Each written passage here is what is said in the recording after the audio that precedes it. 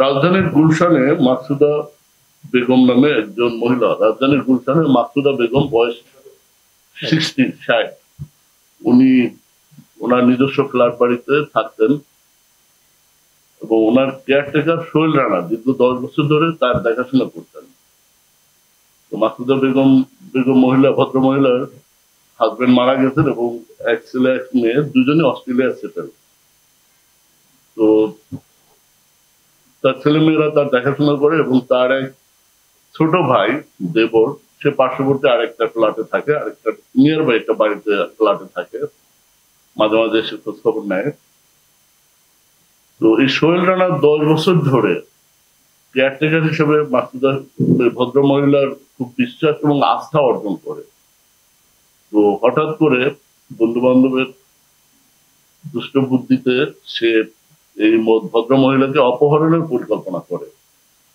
সে তাকে একটা মিথ্যে গল্প বলে যে তারা কয়েকজন মিলে একটা গুলশানে একটা ফ্ল্যাট কিনেছে, এই ফ্ল্যাটটা তাকে দেখাতে চায়। তো ভদ্রমহিলা যেহেতু বিশ্বস্ত কেয়ারটেকার, 10 বছরের বিশ্বস্ত, তাদের কথায় রাজি হয়ে ফ্ল্যাট দেখার জন্য বাসা থেকে বের হয়। তো বের হওয়া মাত্র এই অপহরণকারী সোহেল রানা এই ভদ্রমহিলাকে কেরানীগঞ্জের ওয়াশপুরে কোন একটা বাড়িতে নিয়ে আটকে রাখে, 2 দিন আটকে রাখে এবং তার কাছ থেকে 10 লক্ষ টাকা, তার নিজের ভদ্রমহিলার ব্যাংক অ্যাকাউন্টের চেক সই করে 10 লক্ষ টাকা তুলে নেয়। আমরা অনুসন্ধান শুরু করি, গোয়েন্দা নজরদারি বৃদ্ধি করি। এক পর্যায়ে আমরা এই অপহরণকারী সোহেল রানার অবস্থান এবং ভিক্টিমের অবস্থান শনাক্ত করে আমরা ওয়াশপুরের ওই বাসায় রেড দিই। বাট কোনো কারণে কিংবা কোনো কারণে ওরা টের পেয়ে যায়, সোহেল রানা এটা টের পেয়ে ভদ্রমহিলা সহ বাসা থেকে বের হয়ে যায়। আমরা গিয়ে জাস্ট 10 মিনিট আগে দেখি তারা বের হয়ে গেছে। আমরা এরপর অনুসরণ করতে থাকি, অনুসরণ করতে করতে গুলশান 23 নম্বর সড়কে তাদের বাসা থেকে আধা কিলো দূরে মহিলাকে রেখে সোহেল রানা এবং তার সহযোগী অপহরণকারীরা পালিয়ে যায়।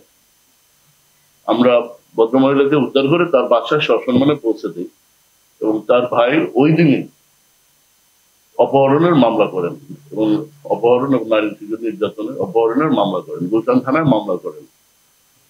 এই মামলার প্রেক্ষিতে আমরা এই অপহরণকারীদের ধরার জন্য আমরা চেষ্টা করি, গোয়েন্দা আভিযানিক কার্যক্রম পরিচালনা করি। নরসিংদী থেকে এই সোহেল রানাকে আমরা